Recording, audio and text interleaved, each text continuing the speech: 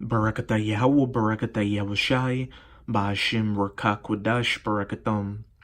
First and foremost, I want to give all praises, glory, and infinite honors to Yahweh Ba'ashim Yahushai. Double honors to the apostles and elders of Great Millstone who rule and teach well. And peace and salutations to Ya'akim out there pushing this word in truth and sincerity to the four corners of the globe. May you brothers endure until the end. This is the Brother Raya with another video, and I'll be reading from an article on activistpost.com titled, Year in Review, Airport Surveillance Takes Off in a New Dangerous Direction. And from this picture alone, what do we see? Facial recognition scanning as well as a fingerprint scanner in their right hand or in their foreheads. And this is going to be yet another video dealing with the mark of the beast, which is that microchip implant. And as I said in my previous video dealing with the mark of the beast, news is coming out damn near daily, not only dealing with the microchip implant, but systems that will lead towards that microchip implant, as we'll read in this article. 2019 was aptly named the year Esau really pushes for this chip, and it should be self-evident at this point that the microchip implant is the mark of the beast. I mean, I don't know what to tell you, Jakes, that say you're in the truth, but you say the mark of the beast isn't the microchip implant. You've got heathens coming out and saying that the mark of the beast will be that microchip implant. In 2019, we learned that expanded biometric surveillance is coming to an airport near you. This includes face recognition, iris scans, and fingerprints, and government agencies aren't saying anything about how they will protect this highly sensitive information, and not just to an airport near you, but all facets of society, because this laptop I'm using has both a facial recognition scanner as well as a fingerprint scanner on the right side, no less, for the fingerprint scanner. And also the phone I'm recording with has a facial recognition scan to unlock the phone. They're getting people used to this technology before they roll out that microchip implant outright, which they're already in the process of doing. This fall, the Transportation Security Administration, or TSA, published their biometrics roadmap for aviation security and the passenger experience, detailing plans to work with Customs and Border Protection, or CBP, to roll out increased biometric collection and screening for all passengers, including Americans traveling domestically.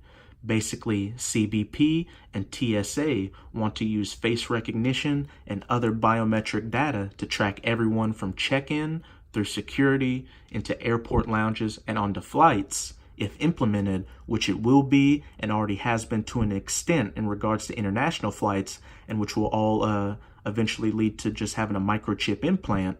There might not be much you can do to avoid it. The Department of Homeland Security, or DHS, has said that the only way we can ensure that our biometric data isn't collected when we travel is to refrain from traveling. So point blank period, they're saying that if you want to be a part of this beast system, you have to play by their rules. And it's eventually going to lead to that mandatory implementation of the chip, to where you're only going to have two options. You either be a part of society by taking that chip, or you get dealt with for not taking that chip, which is more than likely going to be putting your head into a guillotine. The roots of this program go back a few years. In 2016 and 2017, DHS began ramping up its plans to collect face images and iris scans from travelers on a nationwide scale, in pilot or beginning programs in Georgia and in Arizona in 2016. And now I'm going to go to a quick video from the GMS Mississippi Camp Brothers page, Yahushai is Coming Back, showing that they have this technology at an airport in Georgia. And this is a video he's profiling from brothers at the GMS Atlanta camp. We here at Hartsfield International Airport, and as you can see, this is the new machinery that they have in here with the facial recognition down here. This is how you check in at the international section. So I'm gonna just see what it does. By selecting yes, you agree to our privacy policy found in Delta.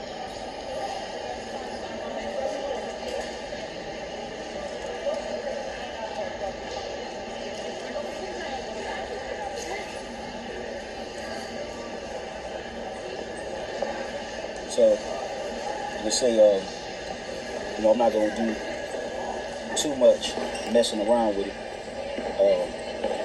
But I just wanted to show that, as you can see right here, they got the facial recognition. RFID technology is in place, brothers. So you're gonna be scanning your hand up with the chip. So this is Habakkuk 2 verse 3. For the vision is yet for an appointed time, but at the end, which are in those last seconds of these last days, it shall speak and not lie. Though it tarry, wait for it, because it will surely come. It will not tarry.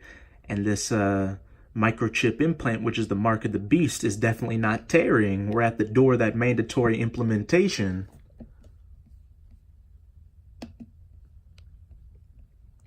CBP used face recognition to capture pictures of all travelers boarding a flight out of the country and walking across a U.S. land border, and compared those pictures to previously recorded photos from passports, visas, and other DHS encounters. Now, agencies plan to roll out the program to all international flights and border crossings. And think about that situation down on the U.S.-Mexico border with that migrant caravan. Many brothers have said that would be a perfect situation for them to roll out that microchip implant, because you had President Trump saying that there's a chance that ISIS or other terrorist groups, as well as cartel members, are in that migrant caravan, and they could come into the U.S. and commit a terrorist attack, which we know would be a false flag if that's how it occurred. But that would be a perfect reason for them to make a mandatory implementation. They could say, look, get this chip to show your allegiance to the government. And I mean, if you aren't going against the government, then you shouldn't have a problem with getting this chip. They're also partnering with private airlines and airports to collect and maintain the data.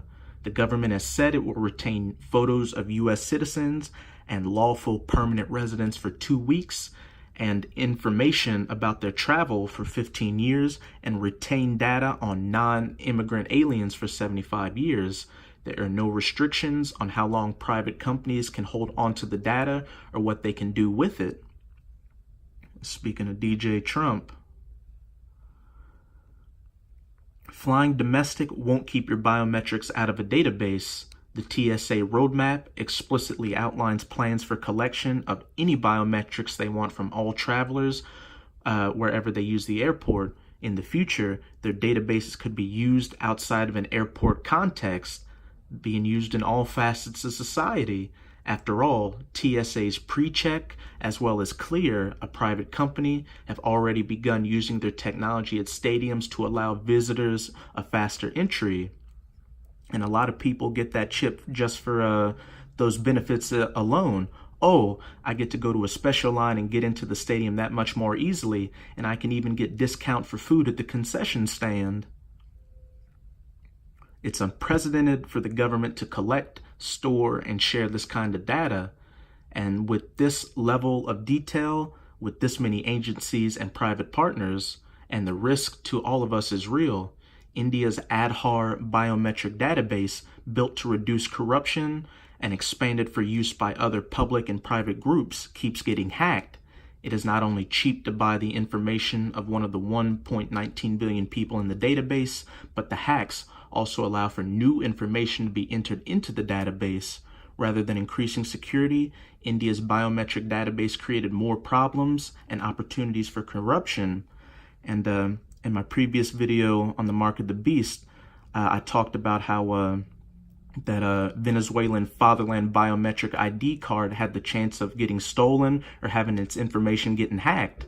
And it seems with India's Aadhaar biometric database, it keeps getting hacked.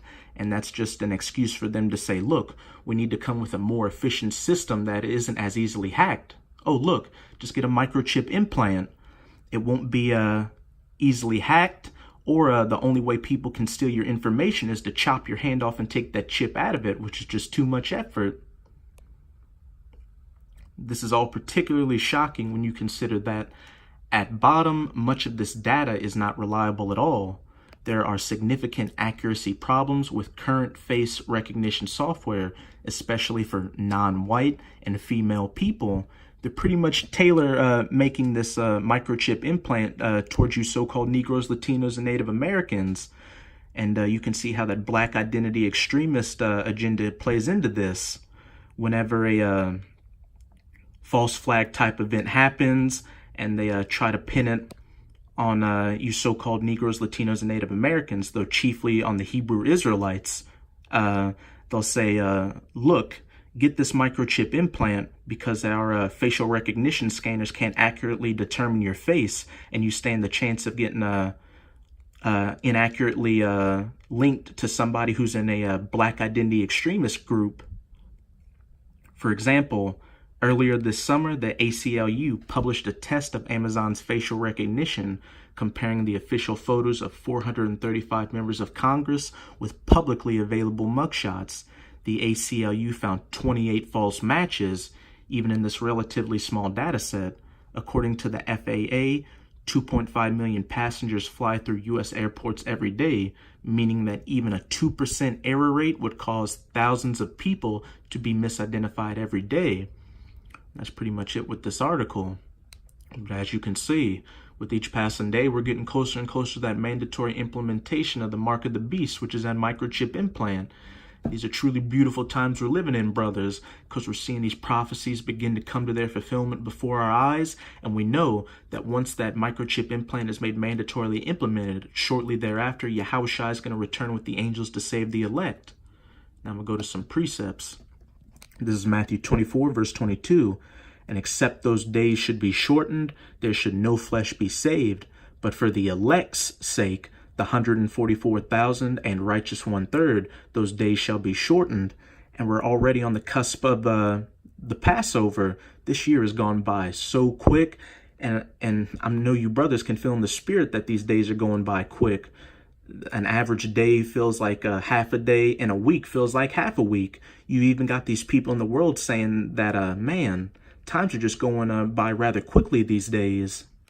And that's why Apostle Tahar said for you sincere brothers to push this word as hard as you can, to go into overdrive, because in a very short amount of time, we're not going to be able to post these videos or go out to the highways and byways, and there's going to be that famine of the word. So we need to get out as much information as possible, not only to condemn these 2/3 and heathens out here, but to wake up the rest of the elect, even though a lot of brothers believe the elect have already been sealed. But now I'm going to close it out with a precept we always go to when dealing with the mark of the beast. Revelation chapter 13, verse 16. And he causeth all, that he being the elites of the so-called white people, such as the Rockefellers, the DuPonts, the Gettys, or the Rothschilds, both small and great, rich and poor, free and bond, to receive a mark in their right hand or in their foreheads, that microchip implant, and that no man might buy or sell, or even be able to take a flight at an airport, save he that had the mark, or the name of the beast, or the number of his name. Here is wisdom. Let him that hath understanding count the number of the beast, for it is the number of a man, and his number is 666, or 666. So with this video, I hope you sincere Akim were edified. Just keep strong and keep pushing this word. We're almost out of here. And with that, I'm going to say a Bible Ball, Kwam Yasharallah. Till next time, Shalom.